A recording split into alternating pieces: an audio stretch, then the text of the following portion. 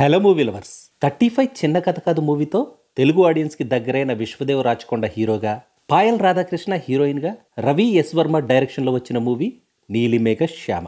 థియేటర్స్లో కాకుండా డైరెక్ట్గా ఆహా ఓటీటీలో రిలీజ్ అయిన ఈ మూవీ ఎలా ఉందో ఈ రివ్యూలో చూద్దాం.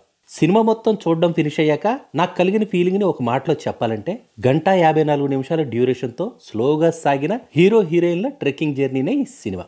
హీరో హీరోయిన్ల యాక్టింగ్ బాగుంది. సినిమాటోగ్రఫీతో పాటు ఈ మూవీ షూట్ చేసిన లొకేషన్స్ కూడా బాగున్నాయి. కాకపోతే ఒక స్టేజ్ దాటాక స్టోరీ చాలా రొటీన్గా అనిపించింది నాకైతే. కామెడీ కూడా పెద్దగా వర్కౌట్ అవ్వలేదు ఈ సినిమాకి. ఎక్కువ ఫాలోవర్స్ని తెచ్చుకునే ప్రయత్నంలో హీరో మంచుకొండలకి ట్రెక్కింగ్కి వెళ్తాడు. అక్కడే తనకి హీరోయిన్ కలుస్తుంది. తనతో కలిసి ట్రెక్కింగ్ చేయాల్సి వస్తుంది. ఈ ట్రెక్కింగ్ జర్నీలో స్టార్ట్ అయిన లవ్ చివరికి సక్సెస్ అయిందా లేదా అనేదే ఈ movie basic story.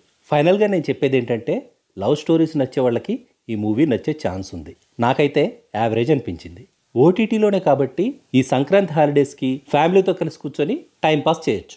That's all in this review friends. మళ్ళీ నెక్స్ట్ రివ్యూలో కలుసుకుందాం. Thank you for watching.